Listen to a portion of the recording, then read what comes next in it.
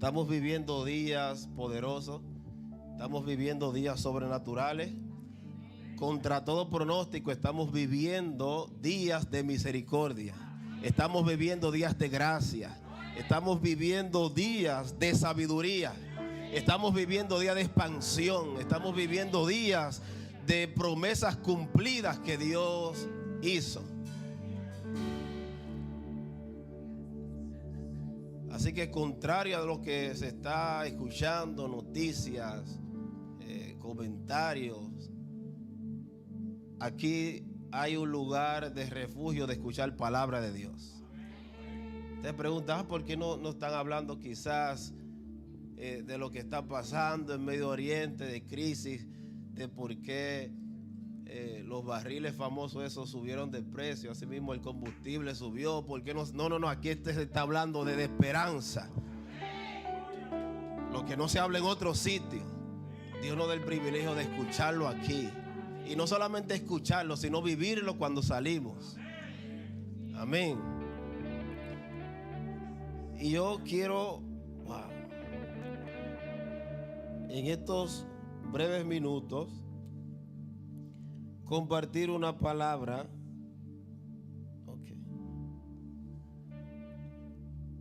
que Dios puso en mi corazón para todos nosotros. Y yo aprendí que primero, para ministrarle al pueblo, según usted es levita, usted es sacerdote, y no vaya a pensar que usted no es familia de Aarón, de Moisés, no, porque Apocalipsis dice que nos hizo para Dios reyes y sacerdotes. Es decir, que nosotros somos sacerdotes según el orden de Jesús. Somos reyes porque reinamos juntamente con Él. Créalo. Amén, tuvo flojo, crea lo que hace. Entonces, según usted conoce su función, su posición, usted, cuando ve la escritura que cada uno de estos hombres primero ministraban a Dios y luego al pueblo, cuando usted aprende y entiende que primero es necesario ministrarle a Dios, ministrarle en su presencia, luego que usted le ministra a Dios, Él te ministra, luego tú vienes y le ministra al pueblo. Entonces ya no simplemente usted va a contar una historia con melodía cantándola. Usted no va a tratar de predicar un mensaje narrando una historia, sino que usted va a tratar de predicar de algo que usted experimentó y que usted vive. Ahí el mensaje cambia, el mensaje es diferente cuando tú vives primero y luego lo predicas, luego lo cantas. Hay una diferencia cuando uno adora al Señor, cuando ya uno experimentó su presencia y luego la interpreta. Es necesario, dígale que está a su lado, es necesario experimentar su presencia y luego cantarla, porque cuando la experimentas, ella produce en ti un cambio, una transformación. Y luego el efecto en la vida de otra persona, usted va a ver que va a ser genuino. Va a ser genuino. Y dice la Biblia en 2 de Corintios capítulo 3, versos 17 y 18, porque el Señor es el Espíritu, y donde está el Espíritu del Señor, allí hay libertad. Por tanto, nosotros todos, mirando a cara descubierta como un espejo la gloria del Señor, somos transformados de gloria en gloria en la misma imagen como por el Espíritu del Señor. Y ese es el tema de este día, transformados. Si su vecino no le escuchó, usted le dice el tema de hoy es transformados. Diga conmigo, somos transformados de gloria en gloria en la misma imagen como por el Espíritu del Señor. Y sigue diciendo ya en el capítulo 4 verso 1 al 6: por lo cual, teniendo nosotros este misterio según la misericordia que hemos recibido, no desmayamos, antes bien renunciamos al oculto y vergonzoso, no andando con astucia ni adulterando a la palabra de Dios, sino por la manifestación de la verdad, recomendándonos a toda conciencia humana delante de Dios. Pero si nuestro evangelio está aún encubierto, entre los que se pierde está encubierto, en los cuales el Dios de este siglo cegó el entendimiento de los incrédulos, para que no les resplandezca la luz del evangelio de la gloria de Cristo, el cual es la imagen de Dios. Diga conmigo, imagen de Dios. Porque no nos predicamos a nosotros mismos, sino a Jesucristo como Señor, y a nosotros como vuestros siervos por amor a Jesús. Porque Dios, que mandó que de las tinieblas resplandeciese la luz, es el que resplandeció en nuestros corazones para iluminación del conocimiento de la gloria de Dios en la faz de Jesucristo. Poderoso, poderoso. Y quédese con esa frase, la imagen de Dios. La imagen de Dios. Y voy a hablar con este tema transformado. Y yo aprendí que hay una diferencia entre un espectador y un expectante. Hay una diferencia entre un espectador y un expectante. Y la diferencia es que un espectador está viendo desde afuera a ver qué sucede, pero un expectante está deseando que suceda algo. Hay una diferencia. De hecho, los espectadores desde afuera saben más de los que están adentro. Hello. Cuando usted mire, a ver, el juego desde afuera se ve totalmente diferente a cuando se está jugando adentro. Pero nosotros como espectadores, quizás en el deporte, vemos un juego y vemos todas las soluciones. Vemos todas las opciones, todo lo que se tiene que hacer y lo que no se debe hacer, porque estamos espectadores con ese.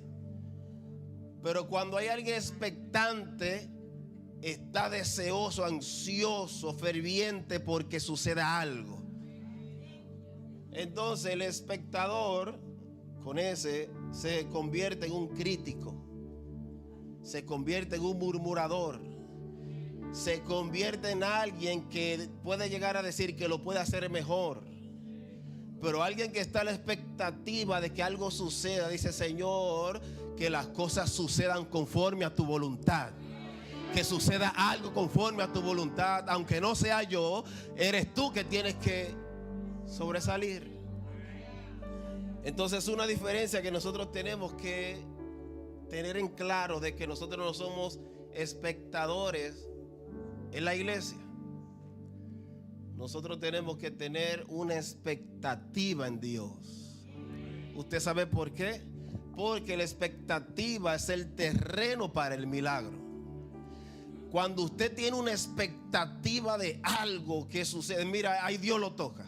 Cuando usted tiene una expectativa, por eso que yo siempre me he preguntado por qué Jesús en la Biblia veía a las personas enfermas y le preguntaba: ¿tú quieres ser sano? Yo: pero maestro, tú no lo estás viendo, que ellos están ahí en su lecho, yaciéndose, están casi muriendo, moribundos, y tú le preguntas: ¿tú quieres ser sano? Él quería despertar una expectativa en ellos que la tenían en cero. Es como que si Dios te pregunta: ¿realmente tú lo quieres? Entonces Dios quiere pasarte de la posición o de la postura de decir un simple espectador a alguien que tenga una expectativa en Dios. Y quédese con eso, que la expectativa prepara ese terreno para el milagro. Es por eso, ¿por qué nosotros no estamos viviendo otros tiempos? No estamos viviendo tiempos más sobrenaturales. Porque cuando hay un mover de Dios, en vez de nosotros tener expectativa, nos convertimos en espectadores. Y empezamos entonces a buscar los pros y los contras del mover de Dios. Empezamos a criticar, empezamos nosotros a juzgar las cosas, cómo se están dando, cómo se está solucionando o no solucionando. Y ahí mismo el mover de Dios se apaga en la iglesia. Porque hay poca gente con expectativa de que Dios lo siga haciendo. Y yo pregunto, aquí hay personas que tienen expectativa en Dios de que Él puede seguir haciendo las cosas, de que Él puede seguir haciendo milagros, Él puede seguir transformando vida. Aleluya. Entonces un espectador es alguien que tiene como una crítica diciendo, yo voy a ver qué pasa. Pero alguien que es un expectante, que tiene expectativa en Dios, dice, yo estoy listo para que algo suceda. Yo estoy listo para que algo suceda. Los dos están mirando, están observando, pero uno de los dos tiene una diferente perspectiva de cómo mira las cosas. Por eso es que para ser transformado es necesario atravesar un punto de quiebre. Hermano Alcalá, me dejaron solo. Para ser transformado por Dios es necesario atravesar un punto de quiebre. En inglés es break point. De hecho, hay películas con ese título. Ahí viene el pastor a hablar de películas. No. Diga conmigo, punto de quiebre. ¿Qué significa este punto de quiebre? El punto de quiebre es alcanzar el límite. Es un momento decisivo, pero también es un lugar de nacimiento. Hello. Quizás llegaste al límite y Dios te está diciendo, ahora es el lugar de nacimiento. Quizás personas llegaron hasta las últimas, pero Dios te dice, ese es el momento del nacimiento. Porque Jesús dijo, si el grano no cae a tierra y muere, no puede llevar mucho fruto. Es necesario morir, es necesario atravesar el punto de quiebre para luego nacer. Entonces, para ser transformado es necesario atravesar el punto de quiebre. Por eso es que en la Biblia todos los llamados de Dios, o los hombres llamados por Dios, atravesaron un proceso de transformación. Atravesaron un proceso de transformación. Y yo aprendí a través de la Biblia que la crisis es vista como un parto. La crisis es vista como un parto. Mira, hay un versículo para que lo pongan y todos lo podamos ver. Isaías 37, verso 3. Dice muchas cosas, pero yo saqué y dice Isaías 37, 3: los hijos están a punto de nacer, pero no hay fuerzas para dar a luz.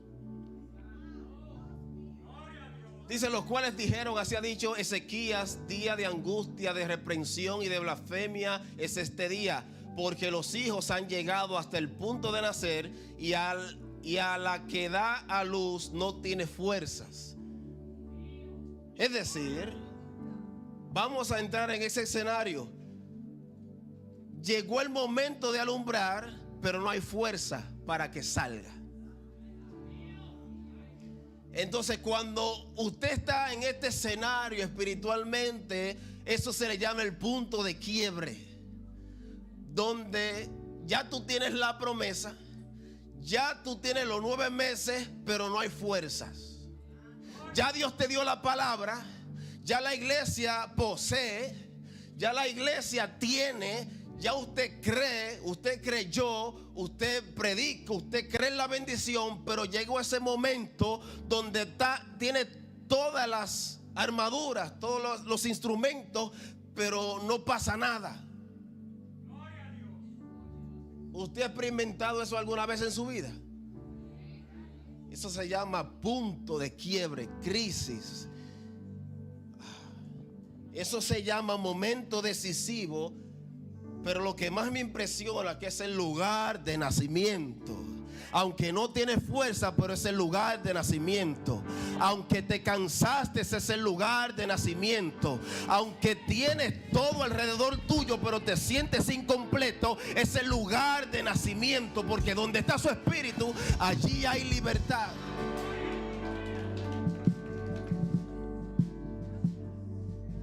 Entonces en el profeta Isaías, esto está hablando de un punto de quiebre espiritual. Un punto de quiebre espiritual, donde algo, ahí vemos en el verso 37:3, donde algo está a punto de nacer, pero no hay presión externa. Tú tienes la fuerza interior, pero hace falta una fuerza externa que empuje. Eso pasa en las iglesias, con los pastores, donde hay visión, donde hay palabra, pero no hay fuerza externa. Donde aparentemente hay un crecimiento, pero no hay empuje. Me dejaron solo. Donde tú tienes un ministerio, tienes una profesión, tienes todo, pero no hay trabajo, no hay empuje. Necesitas una fuerza externa que hable por ti. Pero en este caso tú no necesitas una fuerza externa humana que hable por ti. Aquí está su espíritu quien promociona. A veces ponemos la vista en alguien, pero que se acuerden de mí. No. Aquí está su espíritu quien promociona, que saca de abajo y lo pone arriba. Ese tipo de presión es que yo estoy hablando. Ay, yo conocí al presidente una vez en Punta Cana. ¿Por qué no se acuerda de mí? No. Eso es un punto de quiebra donde tú necesitas un empuje. Tú necesitas como esa palmadita. Tú necesitas como algo que te saque de un estancamiento. Ay. Pero en ese momento donde se produce ese punto de quiebre, es donde su espíritu está allí para promocionar. Porque está esperando de ti y de mí que dejemos de mirar el hombre y miremos a Él. Dice la palabra: puesto los ojos en Jesús, el autor y consumador de la fe. Está esperando que miremos a Él. Y dijo el salmista David: los que miraron a Él no fueron avergonzados, sus rostros fueron alumbrados. Dile que está a tu lado: es tiempo de que dejemos de mirar al hombre, al humano, y miremos a Dios. Pero eso no es como un cliché, no. El asunto es para solucionar problemas. Suelte esa dependencia del hombre, suelte esa dependencia del ser humano y depende totalmente de Dios. Y tú vas a ver. Porque hay gente que quizás dice: pero ¿quién me ayudará a salir de esta condición, de esta situación? Porque mire, los problemas, quizás crisis materiales, hay personas que sí la pueden solucionar. Te pueden dar ese empujón, o tú lo puedes ayudar a otros. Pero hay puntos de quiebre en el alma donde nadie humano te puede dar ese empujón, te puede sacar de esa situación. Pero Dios te va a utilizar a ti para sacar a otras personas que están en un punto de quiebra espiritual, para empujarlo, para que avance. Entonces, cuando yo estoy hablando acerca de punto de quiebre, hay 4 puntos que voy a mencionar que yo aprendí en la Biblia que Dios hace con los hombres que Él llamó, con su pueblo que Él escogió, y que Dios hace todavía con la iglesia. Y esos 4 puntos: el primero es promesa. Número 2, crisis.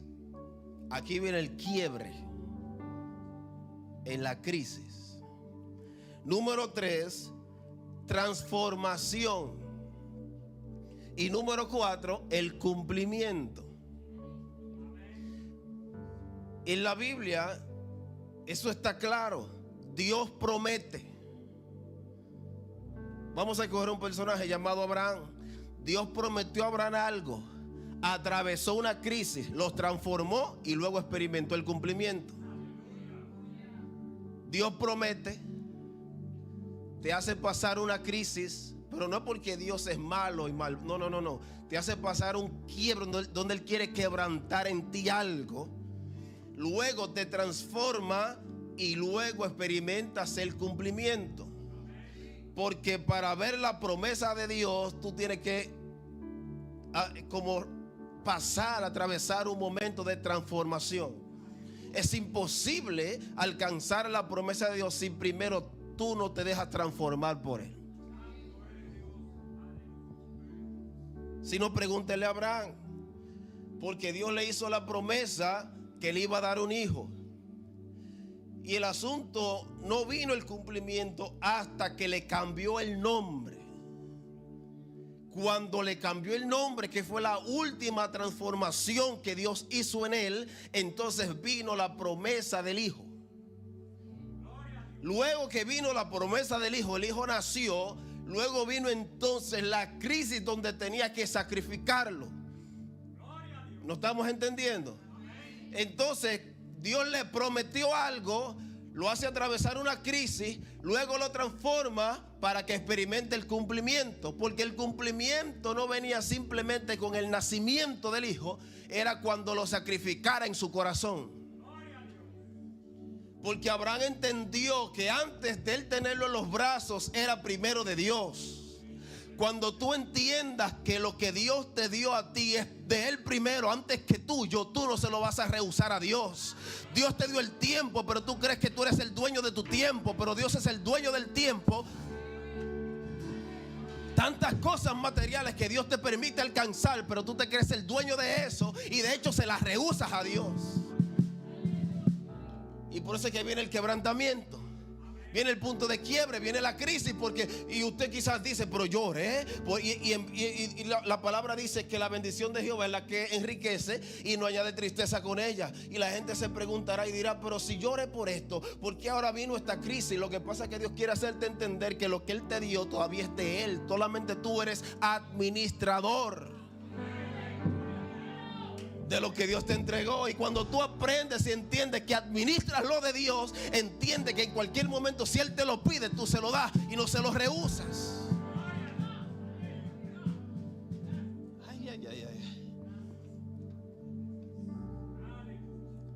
Mire, y cuando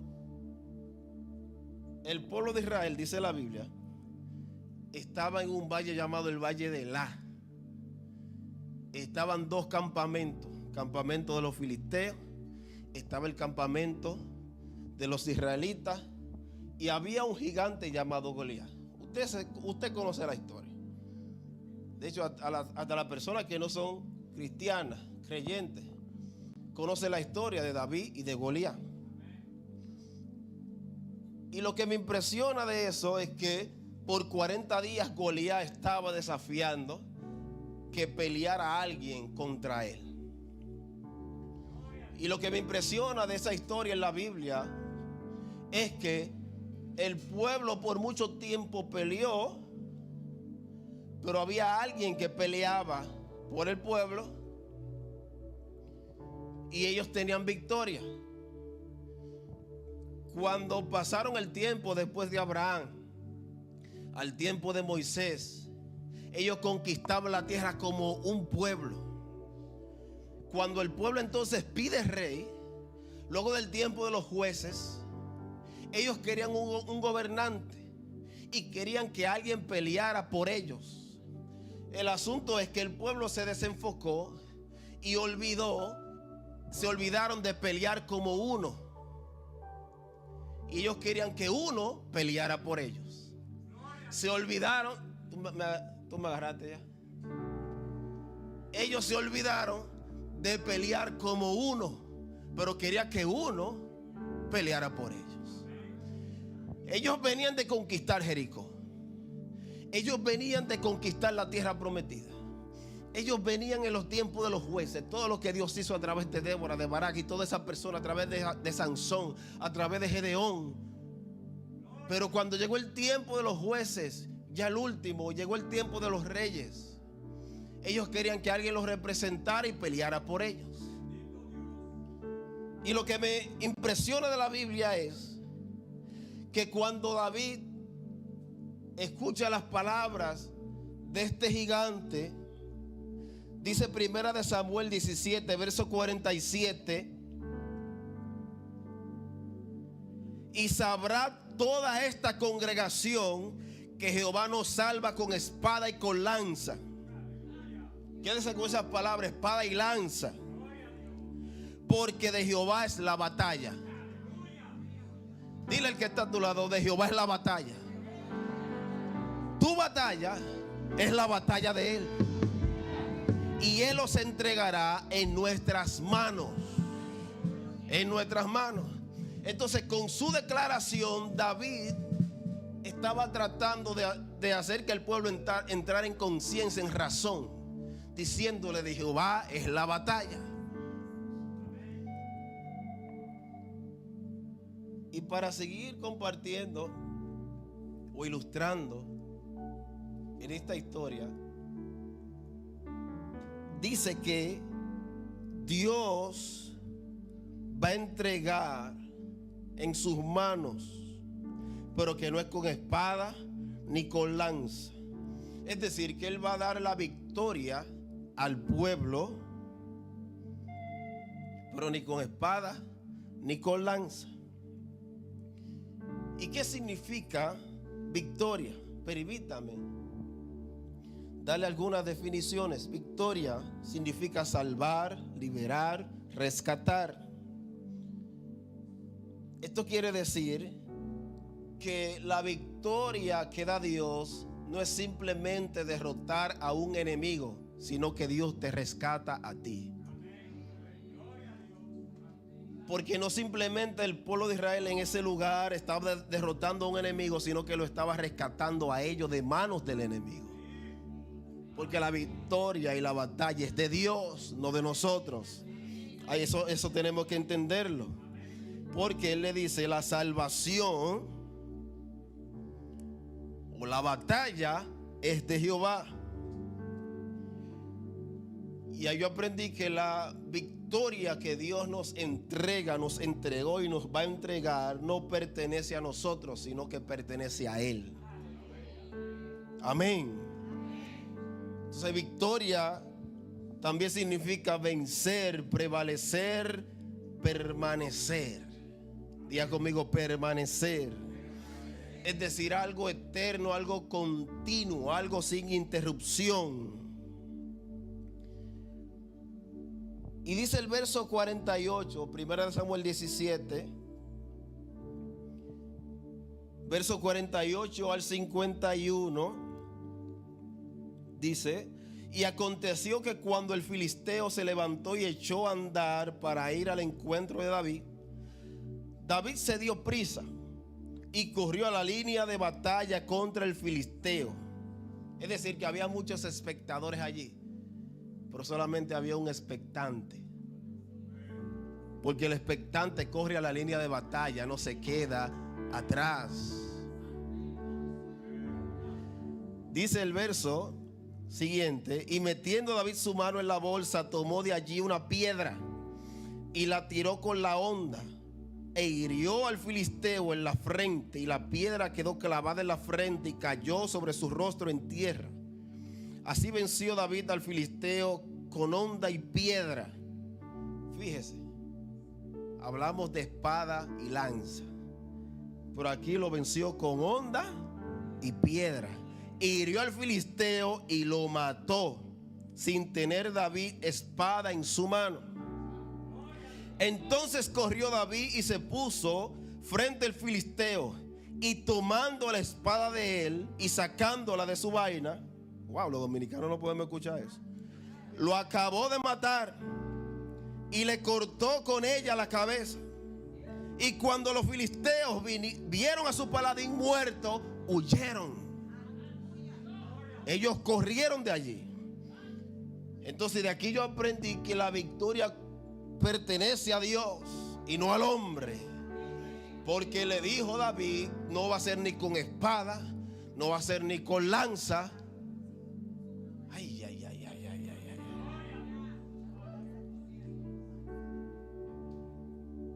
cuando yo le decía que la victoria es algo permanente, algo perpetuo, la victoria que obtuvimos en Cristo es algo que Él la hizo perpetua, para siempre.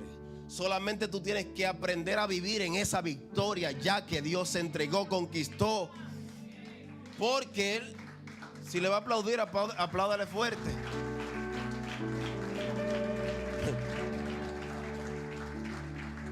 Porque no es algo momentáneo, no es algo de un solo día. Es una posición que hay que mantener. La victoria está, los que bajamos la guardia somos nosotros. Hay que mantener esa posición de una vez y por todas. ¿Te recuerda el mensaje del jueves del pastor Michael?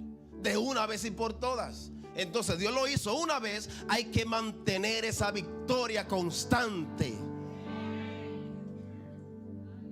Y yo siguiendo leyendo y aprendiendo de esta historia, yo decía, pero el asunto es que el pueblo tenía temor. Ellos eran muchos, pero no podían vencer a este gigante porque había que pelear de tú a tú con él. El asunto con el pueblo que ellos dejaron de ser uno. Entonces cuando se unieron, cuando vieron que ninguno podía enfrentarlo, apareció uno que sí. Entonces volvieron a ser uno y vencieron al gigante. Y yo aprendí lo siguiente, que cuando Dios entra entonces en tu guerra es cuando tú obtienes la victoria. Cuando Él entra ya en esa guerra, dice, no, pero que esa guerra no es de mi hijo, esa guerra es mía.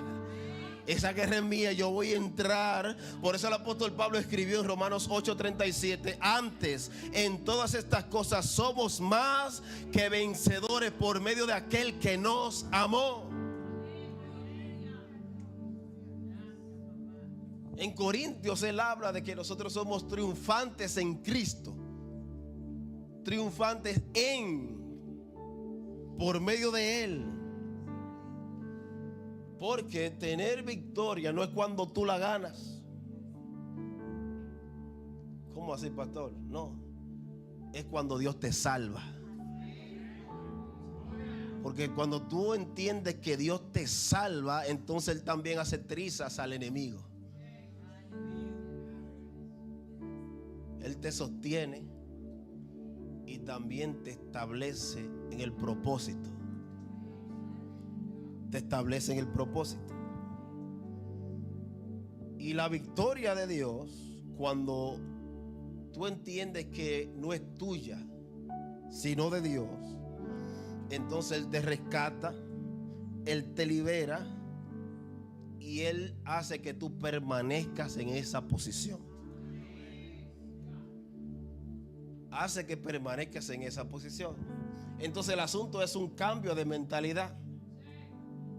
De que ya usted ganó, cambia el chip, cambia la mentalidad y usted va a comenzar a vivir de acuerdo a esa victoria que Dios le entregó. Amén.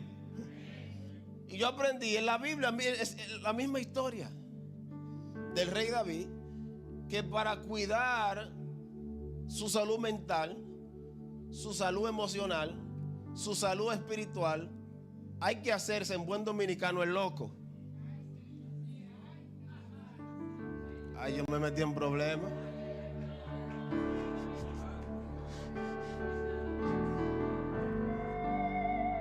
Hay que hacerse el loco para cuidar su salud mental, espiritual, emocional y hasta física. En buen dominicano, hay que hacerse el loco. Y usted me va a entender en un par de minutos por qué.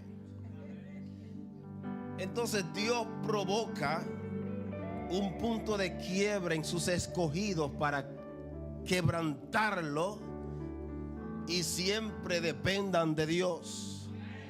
Moisés, su punto de quiebre fue huir al desierto por 40 años y allí aprendió a pastorear ovejas. Antes de pastorear un pueblo, aprendió a pastorear ovejas. Lo digo.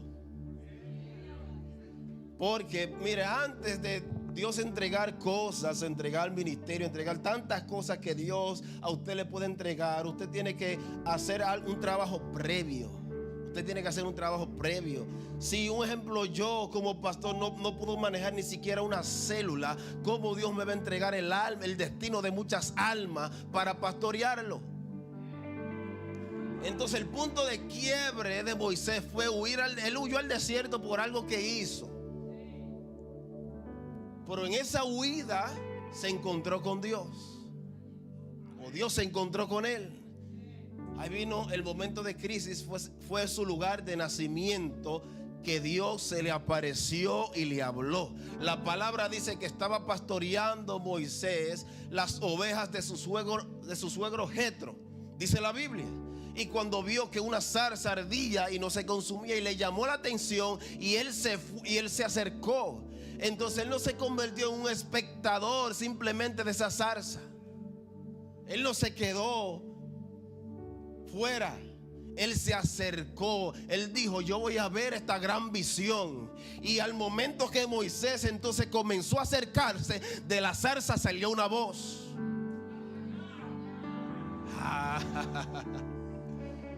Bendito el nombre del Señor. Entonces David, su punto de quiebre, ¿usted sabe cuál fue? Cuando huyó al desierto. Pero si usted no lo sabía, David también huyó al desierto. Ya David había sido ungido. Ya David lo habían proclamado rey, pero huyó al desierto. Y Dios provocó en su vida ese punto de quiebre, esa crisis, ese lugar de nacimiento, porque estaba huyendo por su vida, que Saúl lo quería matar. Entonces lo que Dios provocó que pasara con David en ese momento, en ese lugar, no fue que Dios se olvidó de él, no fue que Dios simplemente lo quería hacer pasar momentos difíciles. Él quería quebrarlo, quería quebrantarlo, pero lo quería hacer en el desierto. Lo que la pastora leía al principio, en el desierto. Porque la palabra desierto está relacionada con la voz de Dios. En el desierto, en el desierto. Pedro, el discípulo, ¿cuál fue su punto de quiebre? Negar a Jesús. Ese fue su límite, donde ya llegó al límite, su punto de quiebre. Pero desde ese momento, estos hombres no volvieron a ser los mismos.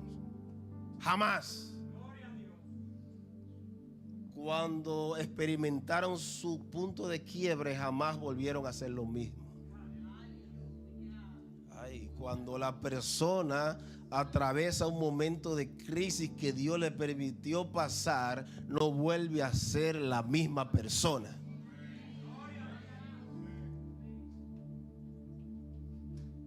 Tú puedes hablar de ti: yo no soy la misma persona desde que atravesé esta situación. Porque lo que Dios permite que tú atravieses no es para que te mueras, es para quebrantarte. ¿Lo dañé? Entonces Dios no usa a nadie poderosamente si primero no lo quebranta. Si primero no lo tuerce, no le quiebra el orgullo, no le quiebra su autosuficiencia. Entonces tenemos que entender que esos procesos que Dios permite que atravesemos, Él lo permite para quebrantar algo en nosotros que no puede permanecer con nosotros. ¿Ya no estamos entendiendo? ¿Puedo dejar la introducción ya? Entonces, cuando Dios llama a una persona para usarlo para su gloria, Él primero tiene que quebrarlo, quebrantarlo. Y yo sé que yo le dije al principio o hace un rato de que para cuidar su salud mental y muchas cosas, hay que hacerse el loco en buen dominicano. ¿Cómo le podemos traducir a las personas de otro país qué es hacerse el loco? Diccionario dominicano. Es no darle la importancia a cosas triviales que te desenfoque de tu propósito.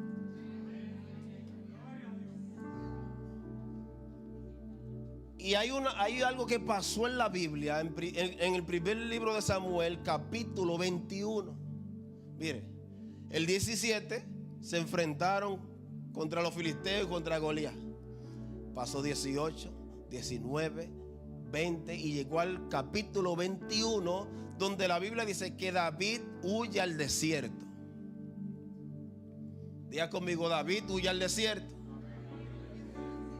Y mientras David está huyendo al desierto, inmediatamente el primer versículo de ese capítulo dice: vino David a Nob, o a tierra de Nob, y se encontró con un sacerdote llamado Ahimelech. Y lo primero que el sacerdote le dijo a David, dice: pero ¿cómo vienes tú solo y nadie viene contigo?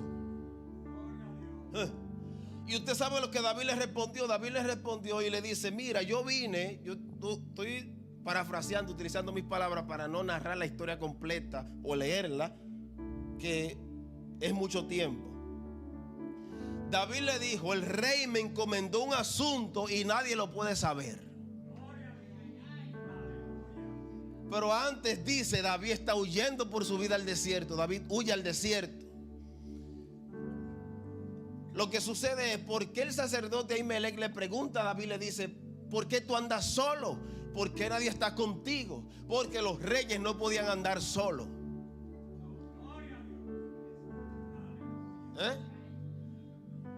Los reyes y los sacerdotes no pueden andar solos. Y en ese momento él estaba esperando, el sacerdote, a alguien del ejército que acompañara a David. Pero David estaba huyendo por su propia vida, porque antes de él huir al desierto, lo último que Saúl hizo contra él fue que tiró una lanza y quedó clavada en el palacio, que lo iba a matar. Y él tuvo que salir por su vida. Entonces, aunque David había sido ungido como rey, no se había sentado en la silla, pero necesitaba una transformación en el desierto. Está la unción, está el llamado, pero falta la transformación. Y ese tercer paso no lo podemos saltar. No le podemos dar skip a la transformación, porque es ahí donde el corazón se ablanda y cambia. Es en ese lugar donde nosotros dejamos de decir: pero fue Dios que me ungió, fue Dios que me llamó. Es en ese lugar, en el punto de quiebre, donde entendemos que no es por nuestras propias manos que suceden las cosas, sino por obra y gracia del Espíritu Santo. Luego que David le dice: no, pero mira que yo ando en un asunto del rey y no se lo puedo decir a nadie, nadie lo puede saber. Inmediatamente David le preguntó al sacerdote: ¿acaso tú tienes pan? David le preguntó por pan al sacerdote, y el sacerdote le dijo a David: mira, yo tengo pan, pero no tengo un pan común. Yo no tengo del pan de la panadería. Yo tengo un pan especial que no come todo el pueblo, solamente los comen los sacerdotes. El problema es que David, su linaje no era sacerdotal. Su linaje era de la monarquía, de rey. Bendito el nombre del Señor. Y cuando David le preguntó por pan, el sacerdote le dijo que no tengo pan común, solo pan sagrado. Pero ahí le preguntó, David le dijo: sí, pero hay algunas personas que andan conmigo y ellos pueden comer del pan. Hay que conocer el contexto y hay que conocer la historia de lo que es el pan sagrado, el pan de la proposición, es que el pan de la proposición se ponía, había una mesa única para sostener ese pan. Y ese pan solamente lo podían comer los levitas y los sacerdotes, según la tribu de Leví, donde venía Aarón. Esas personas podían consumir este pan. El asunto es que cuando David aboga, pregunta: ¿me puedes dar algo de comer? Imagínense, la Biblia no detalla cuántos días había atravesado David el desierto para llegar hasta este lugar. Parecía que tenía hambre de verdad. Tenía mucha hambre. Entonces él dijo que le diera pan. Y los sacerdotes, y luego el sacerdote le dijo: mira, si estos que andan contigo se han guardado, entonces yo les voy a dar el pan. Lo que pasa es que la Biblia dice que las personas que comían este pan se morían si no eran sacerdotes. Entonces la palabra dice que David y la persona que andaba con él comieron de este pan, pero no se murieron.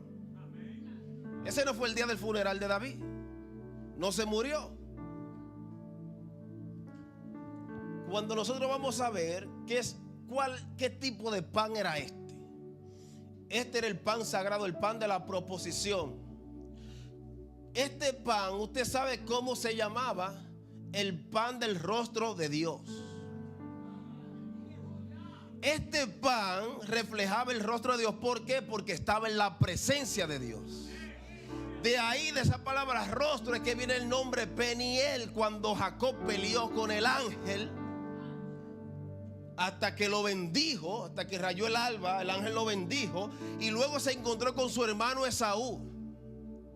La palabra dice que Jacob puso a su familia a salvo, lo puso al otro lado del río y se fue a encontrar con su hermano Esaú. Y cuando se encontró con su hermano, Jacob tenía un temor de que su hermano Esaú le iba a hacer algo malo. Y lo primero que Esaú le dijo a Jacob cuando se encontró con él: wow, pero tu rostro me parece como que yo he visto a Dios. Usted me está agarrando.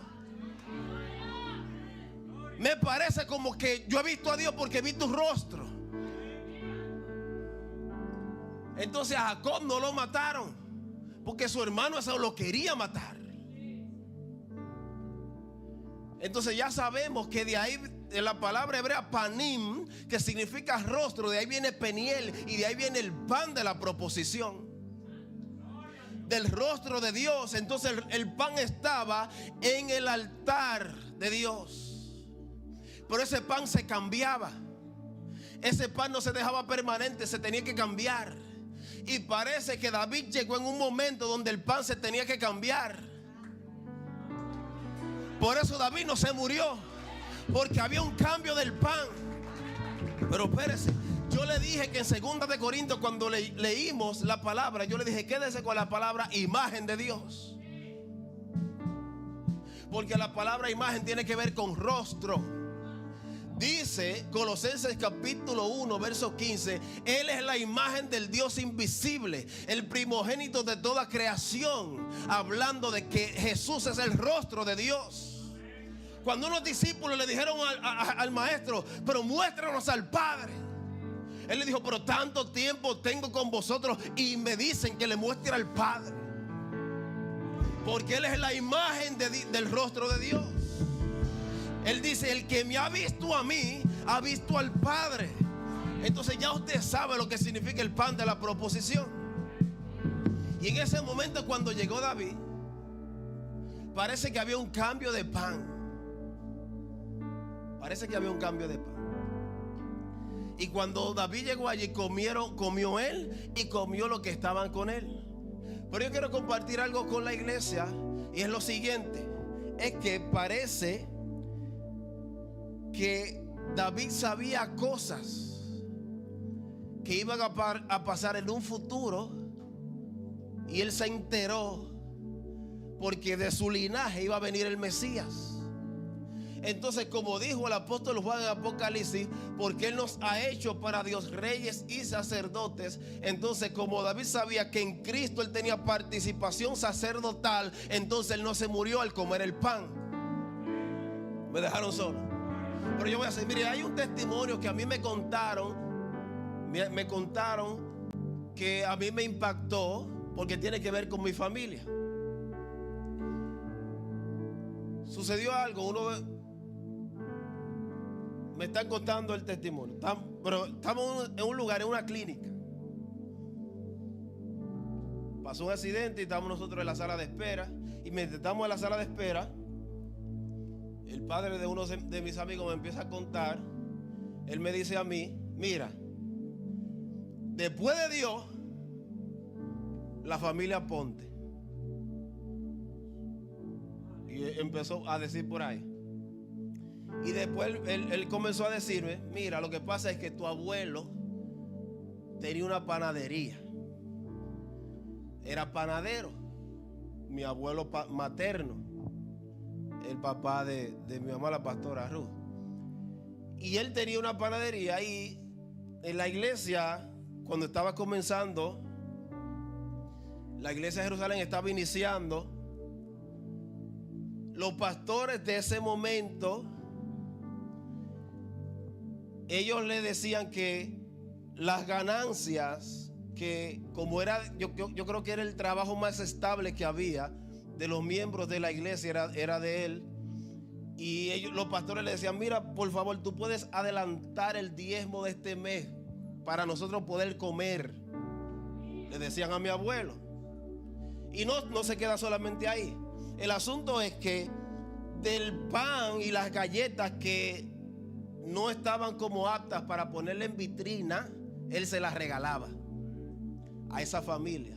Y y me dice esa persona que ellos comían en esos días por el pan que no se vendía, que mi abuelo les regalaba.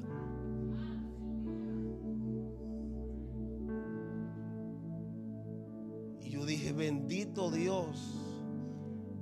Y él me dijo, no, pero tú estás escuchando así, pero no, te estoy diciendo, primero Dios y después la familia Ponte, porque por mucho tiempo ellos pudieron comer porque no tenían para comprar. Y un ejemplo, las galletas, usted sabe, las galletas que venden en panadería, se cuarteaban, no se vendían porque estaban quizás deformes o cosas, y esa él se las regalaba para que ellos pudieran comer. Y durante muchos años, y luego él me está dando ese testimonio de lo que Dios hizo a través de mi abuelo en la vida de ellos. Ay, Dios mío.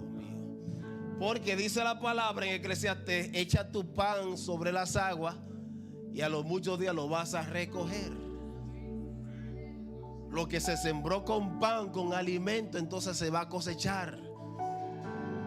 No, pero yo pensaba que usted iba a aplaudir por lo menos.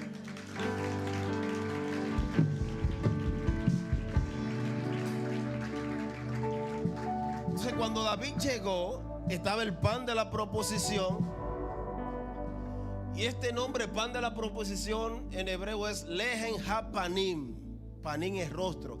Por eso es que la gloria de Dios, ese término gloria es kabod, ¿verdad? Pero kabod tiene que ver con el peso de gloria, con atmósfera, con densidad.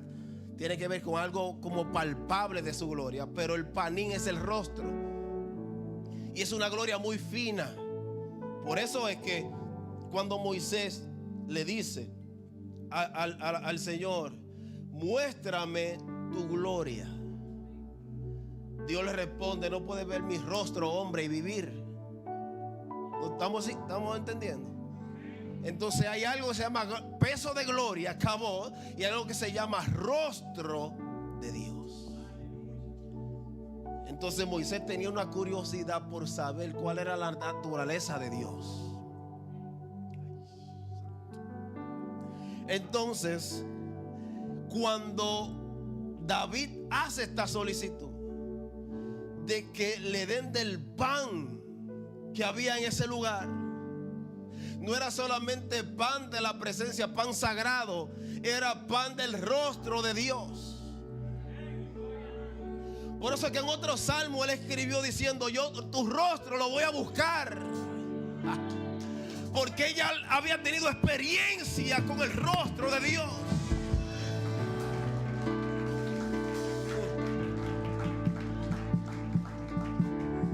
Mire, y sigue diciendo ese capítulo que luego David le preguntó, después que se comió el pan y los que andaban con él comieron el pan, no se murieron. David le preguntó: ¿tú no tienes acaso una espada, una lanza? Por si acaso. Escuche. Y él había matado al gigante. Con la propia espada del gigante le había cortado la cabeza. Pero estaba huyendo de alguien ungido.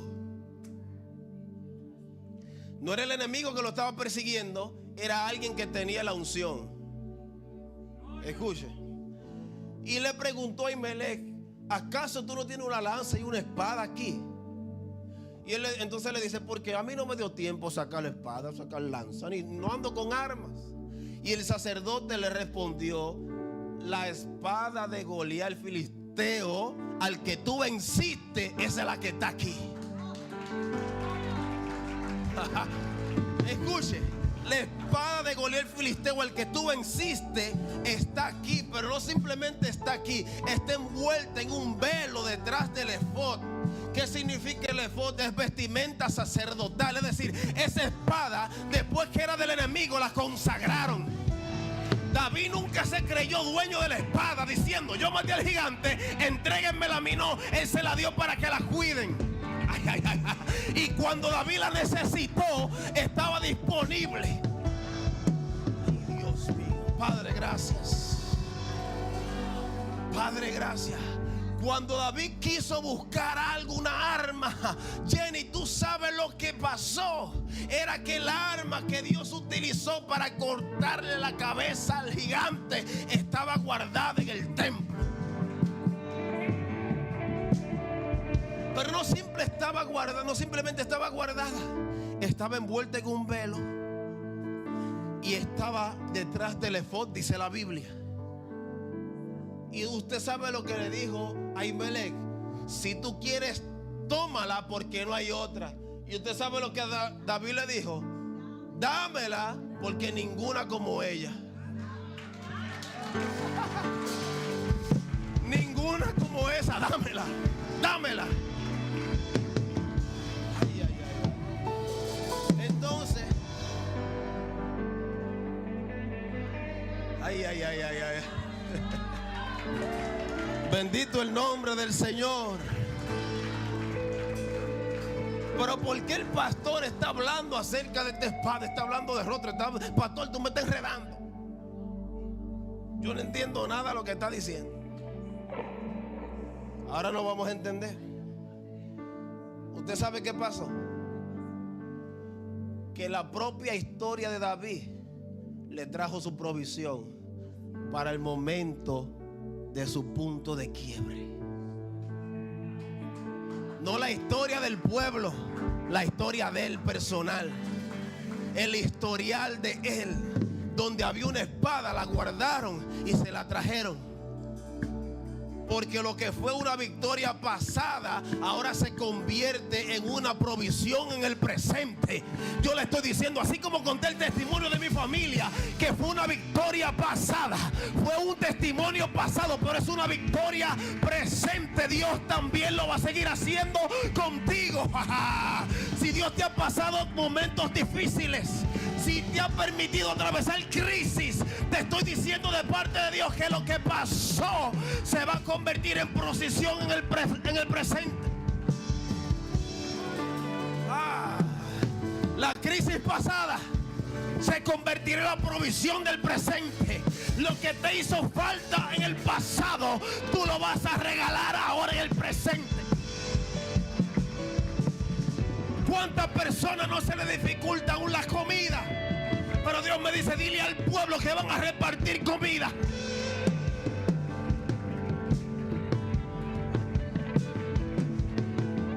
¿Cuántos momentos difíciles atraviesan los hombres de Dios, los llamados de Dios?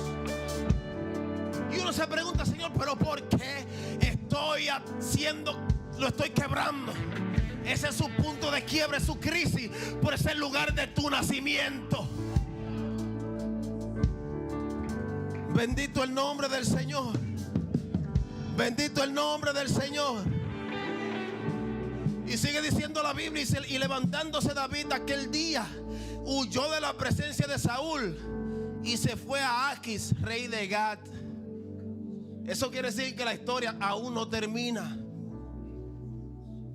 Deja conmigo, la historia aún no termina. Y los que rodeaban a este rey Aquis,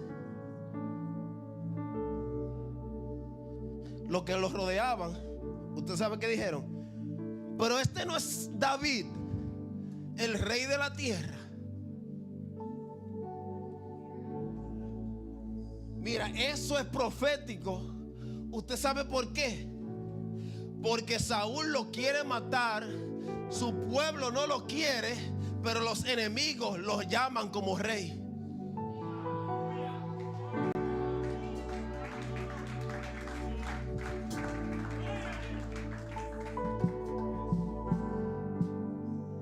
Pero la gente comenzó a cantar: Saúl mató a sus miles y David a sus 10,000. Y eso fue lo que comenzó a inquietar a Saúl, y lo empezó a inquietar, y empezó a perseguir a David. Un ungido contra otro ungido. La desventaja que tenía el primer ungido es que había sido desechado, pero los dos estaban ungidos. El asunto es que cuando David huye al desierto y atraviesa todo esto, lo del pan, lo de la espada, encontrarse con el rey Aquis, dice más para adelante, los siguientes 3 capítulos, David perdona la vida de Saúl. Y sigue repitiendo: David perdona la vida de Saúl, porque si no lo atraviesa en el desierto, no lo quebranta. Yo te estoy diciendo, si Dios no permite que tú pases por el desierto, no te quebranta. No te quebranta. Entonces David había sido ungido, pero todavía no reinaba.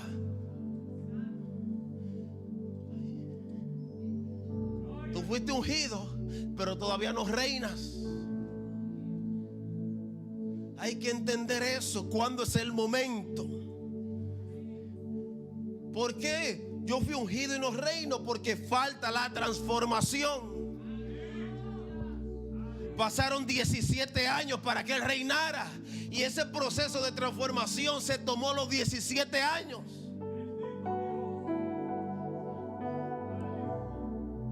Diga conmigo: transformación. Entonces David huyó a Gat. ¿Y cuál era la tierra de Gat? La tierra de los filisteos. La tierra de los enemigos. Él huyó allá. Imagínese, huir de su propio pueblo para refugiarse en un campamento enemigo. ¿Usted sabe de presión y persecución? Esto es presión y persecución. De tú ir a una tierra enemiga a refugiarte.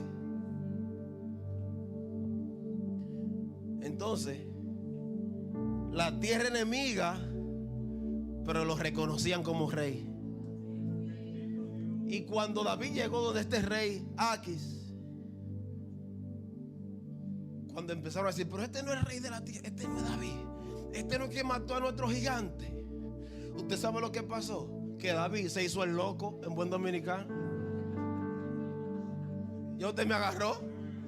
Dice que él se hizo el loco, en buen dominicano. Empezó a escribir garabato. Garabato es una palabra, no tengo tiempo para definir eso, pero empezó a escribir en las paredes, en las puertas. Empezó a virar los ojos y empezó a botar saliva que le caía por la barba. Y dijo el rey Aquis: no vamos a lidiar con este, vamos, que se vaya, déjalo tranquilo. Imagínese, espérese, es que usted no me está entendiendo. Usted no me ha entendido. Imagínese que David está huyendo a la tierra donde él mató a su gigante y no tenía ni espada y no tenía nada. Ellos lo podían matar. Y si David no se hace el loco, le dicen: no vamos a bregar con este loco, sáquenlo de aquí. Porque él entendió que necesitaba ser transformado. transformado. Tú necesitas ser transformado. Yo necesito ser transformado. Bendito el nombre del Señor.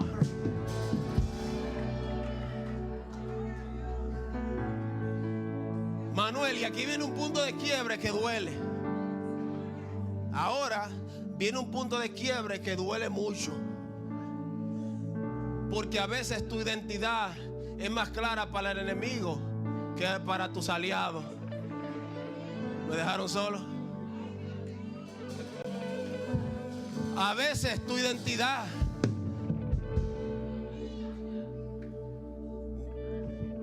¿me dejaron solo? A veces lo que Dios, la transformación que Dios hizo contigo es más clara para las personas nuevas que te conocen que para los que te conocen de mucho tiempo. Lo dañé.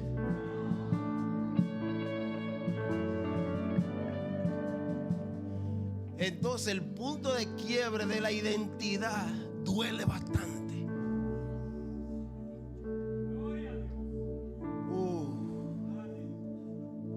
Porque Dios permite que aún los propios enemigos entonces llamen a David como lo que él era realmente. Porque una silla no determina tu posición. Me dejaron solo. Un estatus no determina tu posición. Tu posición la determina lo que dijo Dios. Tu posición la determina lo que dijo Dios. No, cuando yo lo vea sentado allí, yo lo voy a llamar como presidente. Yo lo voy a llamar como pastor. Porque no a todo el mundo se le ha revelado. Cuando yo lo veo en un escenario, en una tarima, lo voy a llamar. No. Es que tú tienes que... ¿Cómo tú vas a llamar contrario a lo que Dios llamó desde antes de nacer? Tienes que hacerte el loco con comentarios de gente que lo que quiere es solamente bajarte la autoestima. Me dejaron solo. ¿Cuántas personas que lo que quieren es arruinar el destino de la persona, arruinar su autoestima y que siempre se vean necesitados? Así yo voy a mantener a esta persona cerca de mí en necesidad porque siempre va a venir a tratar de buscar un refugio en mí. ¿Quién dijo? Tu refugio es Dios. Tu refugio va a ser el Señor.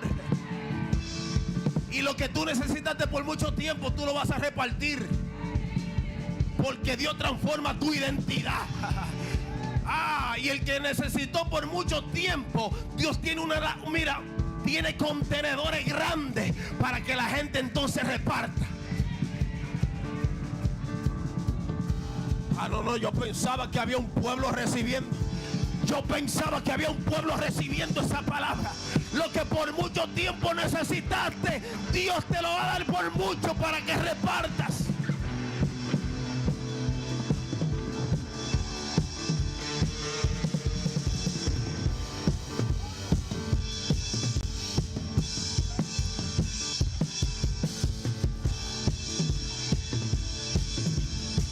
Dios hace cosas nuevas. Dios hace cosas nuevas, pero sin cambiar el principio. Sin cambiar el principio, Dios hace cosas nuevas.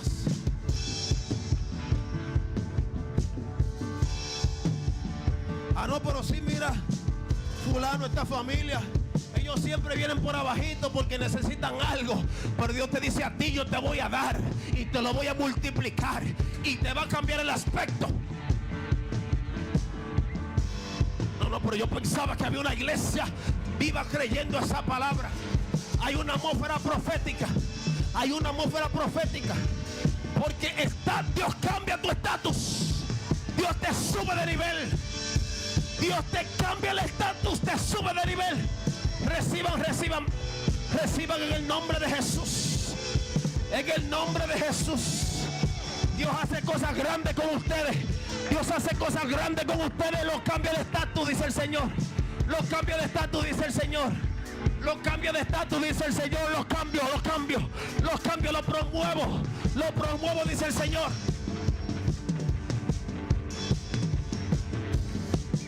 Hay cambio de estatus. Hay cambio de estatus. No, pero miren, hermanito, pare.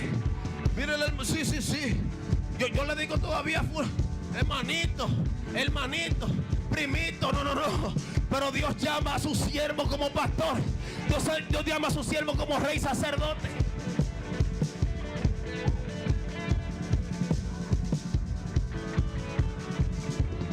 Ay. A Dios no le gusta la gente común. Dios le gusta a la gente humilde, pero no común. Y usted sabe lo que le dijo el sacerdote a Imelé: yo no tengo pan común. Aquí no hay pan común. Y Dios te dice que en esta casa no hay pan común. Aquí hay pan de reyes. Aquí hay pan de sacerdotes. ¿Cuánto bendicen el nombre del Señor?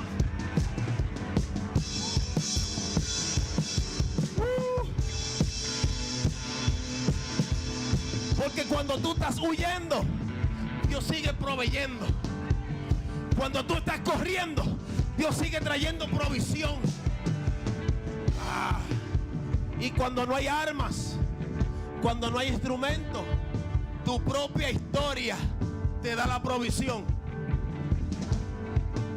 Eso es bíblico. Lo que pasó con David, su propia historia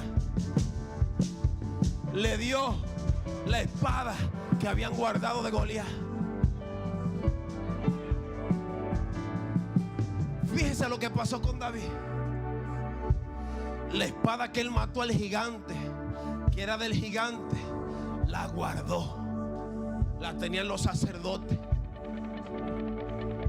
Mire, no minimice el pan de su casa. ¿Tú sabes por qué? Porque dice Dios: aquí no hay pan común.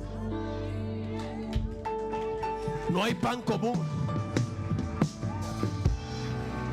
Cuando la pastora estaba leyendo acerca del desierto, yo dije: yo quiero meterme y predicar el desierto otra vez. Pero me dijo: es necesario esa palabra primero, porque ahí es donde yo transformo a las personas y lo llevo al punto de quiebre, la crisis, donde es el lugar del nacimiento. Bendito, levante sus manos. Levante sus manos. Porque es un día de transición. Es un día de transición. Es un día de transición. En el nombre de Jesús, y yo declaro por la palabra que hay provisión en su casa. Hay provisión en su casa. Hay provisión en su casa. Y lo que te faltó por tanto tiempo, mañana y a partir de hoy lo vas a repartir. No, pastores, que todavía la gente no me ve como Dios dice. Yo tengo que hacer un esfuerzo. Señor, ábrele los ojos a la persona. No. Dios te cambió el estatus.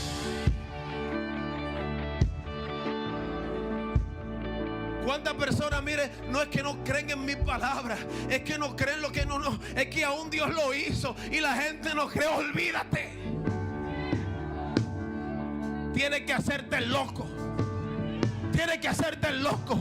Y la gente verdaderamente va a entender: verdaderamente ese es un hombre de Dios. Verdaderamente esa es una mujer de Dios. Porque Dios te transiciona. Dios te transiciona, te transforma. Y ninguna persona que Dios transforma vuelve a ser la misma, pero conserva su esencia. Conserva su esencia. En el nombre de Jesús. Y yo oro, hago un clamor ahora por toda autoestima golpeada, toda autoestima que la han querido tirar por el piso, por el suelo. Dios te levanta. Dios te levanta. Dios te levanta.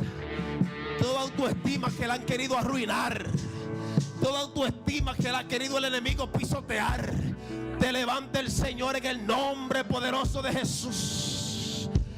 Te transiciona el Señor en el nombre poderoso de Jesús. Poderoso en el nombre de Jesús. Hay un cambio de estatus. Hay un cambio de estatus. En el nombre, recibe en el nombre de Jesús. En el nombre de Jesús. Qué contradictorio es. Quizás las personas que más te necesitan son las que más te ofenden. Yo estoy hablando con alguien, me dejaron solo. Quizás las personas que más te necesitan a su lado son las que menos agradecen. Ay. Me dejaron solo, Jenny. ¿Cuántas personas que tu vida es tan valiosa pero ni siquiera te lo dicen. Y Dios me dice: a esa persona la estoy cambiando de estatus. La estoy cambiando de estatus, dice el Señor. La estoy cambiando, lo estoy transicionando. Lo estoy transicionando, lo estoy transformando. Lo estoy transicionando en el nombre de Jesús. En el nombre del el Señor cubre tu corazón. El Señor cubre tu corazón. Aunque ha sido un punto de quiebre, un momento de crisis, dice el Señor, es el lugar de nacimiento. Es el lugar y nada que no nace cómodo no puede conquistar. En el nombre de Jesús, yo sano todo corazón quebrantado, porque el corazón quebrantado está cerca de mí, dice el Señor. En el nombre de Jesús. En el nombre de Jesús. Y me dice el Señor, tu autoestima se eleva. Se eleva tu autoestima en el nombre de Jesús. En el nombre de Jesús. Wow, yo veo como el Espíritu de Dios levanta esta autoestima. Y se levanta un espíritu audaz. En el nombre de Jesús. Gracias, Señor, por la obra que tú haces. En el nombre de Jesús. En el nombre de Jesús. Padre, gracias. Padre, gracias. En el nombre de Jesús. Gracias, Señor. Gracias, Señor, en el nombre de Jesús. En el nombre de Jesús. También las personas que están conectadas también. Allá llega la presencia del Espíritu Santo. En el nombre de Jesús.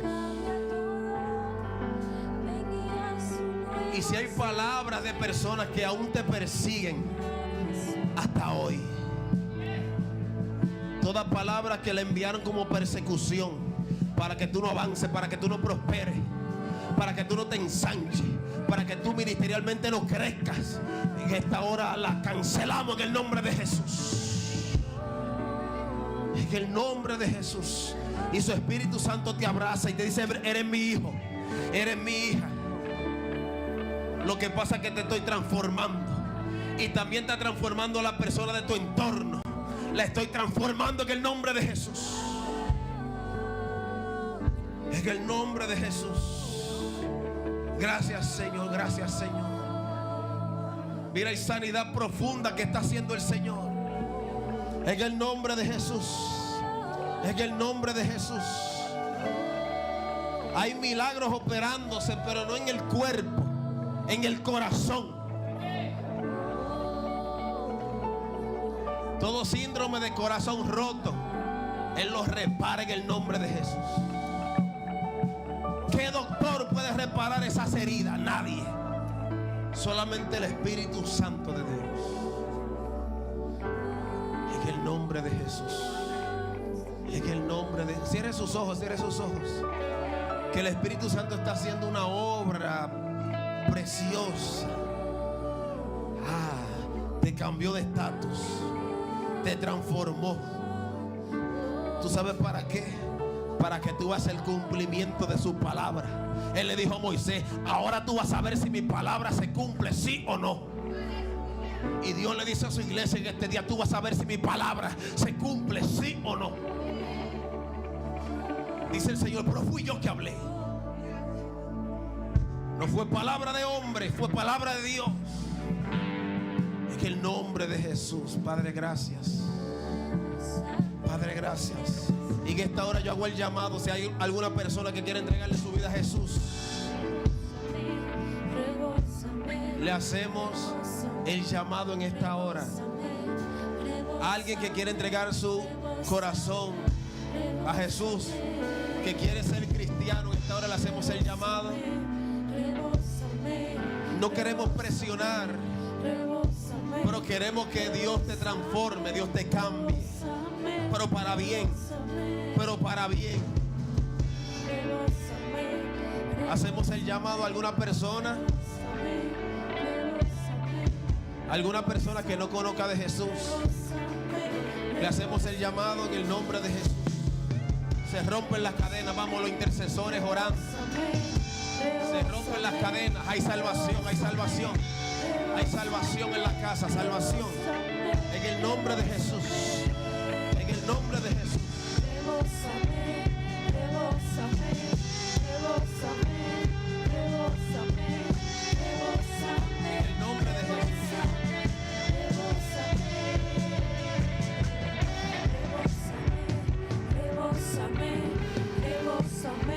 En el nombre de Jesús. ¿Hay alguna persona que quiere entregarle su vida al Señor? El llamado está abierto. Y ya se entregó.